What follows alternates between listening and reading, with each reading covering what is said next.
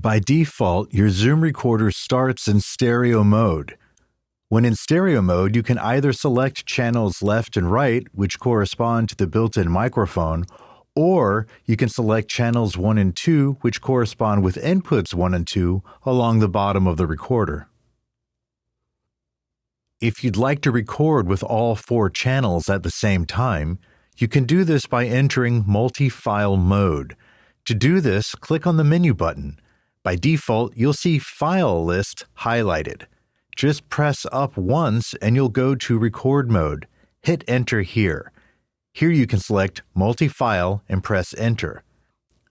Once you've done that, the recorder enters the multi-file mode, which means you can record ARM the built-in microphones and channels 1 and 2 at the same time. So now when we hit record, all 4 channels are being recorded at the same time. And you'll see this indicated because in your meters, you'll see a left-right meter and a channel 1 and 2 meter all showing at the exact same time. When you're done recording, hit stop. You'll see a wait message. Just wait for the hourglass icon to disappear and the recording is now saved. Every time we hit record, a new folder is going to be created. Not an audio file like you're used to in stereo mode, but a new folder containing multiple files.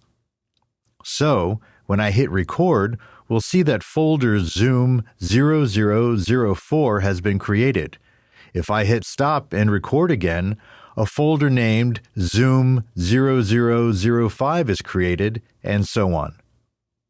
When we put the SD card into our computer to transfer the files, you'll see all of these files listed in the multi-file folder.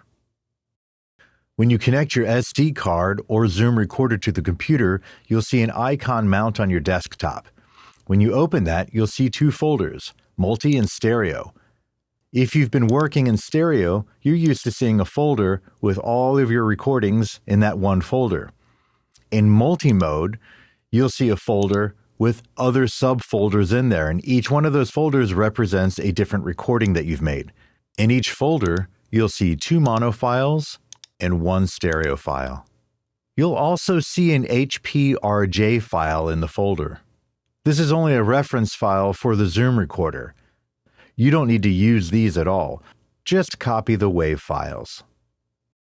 When you import your files into your digital audio workstation, in this case, Pro Tools, you'll see that you have 2 mono files and 1 stereo file. And that's it. And that's the difference between multi-file mode in the Zoom recorder and stereo mode.